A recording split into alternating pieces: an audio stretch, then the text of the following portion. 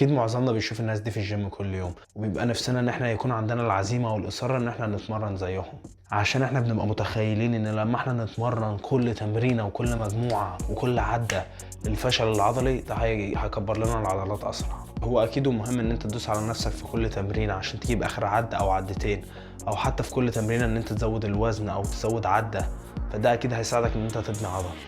بس ده بيبقى لحد معين.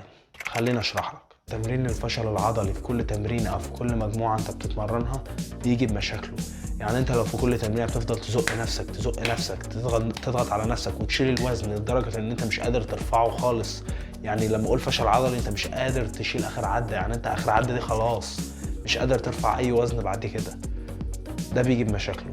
اول حاجه هتحس ان انت مش عايز تروح الجيم، وهتبقى على طول حاسس انك جسمك مكسر وكسلان ومش قادر. في ابحاث اتعملت اثبتوا فيها ان لما انت بتاخد كل تمرينه للفشل العضلي التمرينه بتاعتك بيجي عليك التمرينه الجايه وانت جسمك لسه ما تعافاش 100%. وده ليه؟ لان لما انت بتاخد كل تمرينه للفشل العضلي ممكن جسمك ياخد لحد 3 ايام عشان يحصل له ريكفري كامل، على عكس لما انت بتسيب عده او عدتين في التانك جسمك بيحصل له ريكفري كامل بعد 24 ل 48 ساعه.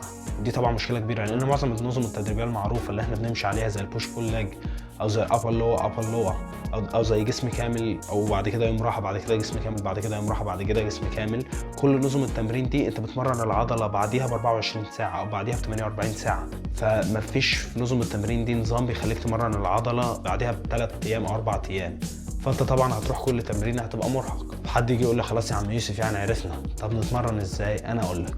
وانت بتتمرن حاول تخلي في عده او عدتين قبل الفشل العضلي. يعني انت لسه برضو هترفع الوزن وهتضغط على نفسك وهتتاكد ان انت بتشيل كل تمرين او كل اسبوع وزن زياده او بتحط عده او عدتين زياده عن الاسبوع اللي قبله. بس مع ده ما تشيلش الوزن لدرجه ان انت مش قادر ترفعه خالص، اللي هو لدرجه ان انت كسرت العضله حرفيا من اول تمرين. ما تعملش كده. وده لان في حاجه اسمها جانك فوليوم، يعني بعد حد معين بيبقى التمرين ملهوش اي لازمه، لان العضلات بيحصل لها حاله بلاتو قبل عده او عدتين من الفشل العضلي. فمش هيبقى فيه استفاده لو انت فضلت توصل للفشل العضلي في كل مجموعه او في كل تمرينه.